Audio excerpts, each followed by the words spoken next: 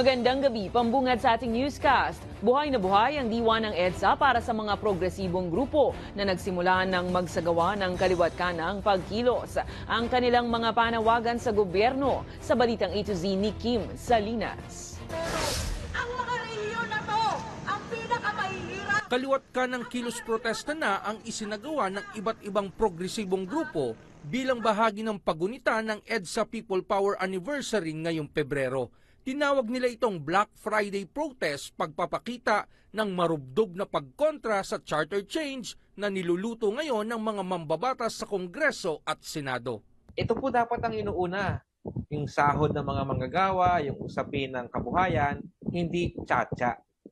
Kaya po, nagkaisa po ang iba't ibang mga grupo at sektor na magsagawa ng Black Friday protest ngayon sa iba't ibang ahensya, sa mga eskwelahan, sa mga simbahan. Nagkilos protesta sila sa tanggapan ng Department of Agriculture at sa Labor Department. Gayon din sa Mindiola kung saan nagkainitan ng Pulis Maynila at miyembro ng grupong indigenous people.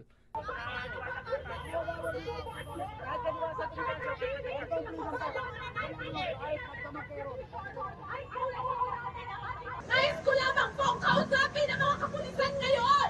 Kanino ba kayo nagsisilbi? Sa mga bayan o sa Duterte Marcos Rehimen? Hayaan niyo naman kami magprograma dito!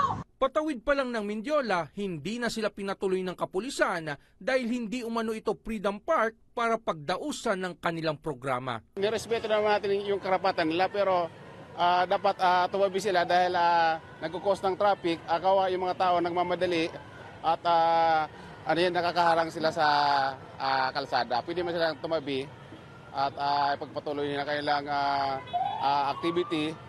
Dapat kilalanin ang pagpunta ng mamamayan doon sa EDSA bilang pagsigaw uli na hindi na kami magpapalin lang. Itong tsa-tsa na ginagawa ng administrasyong Bongbong Marcos ay talagang panliling lang sa mamamayan. Nagsagawa din sila ng symbolic action na nagpapakita ng pagbabasura sa mga probisyon na isinusulong ng Administrasyong Marcos Jr.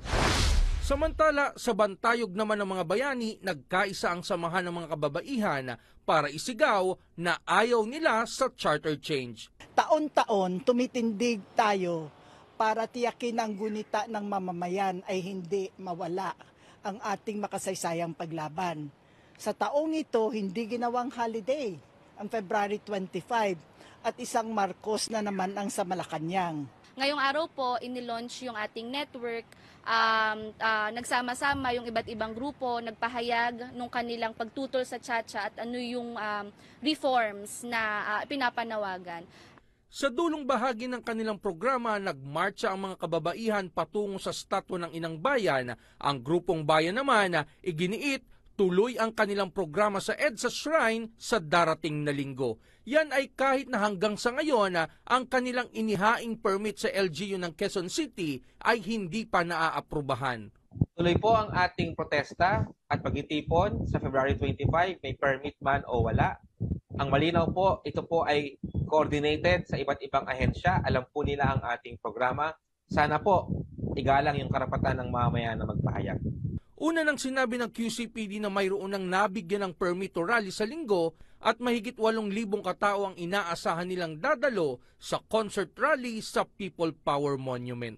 Para sa Balitang A to Z, Kim Salinas.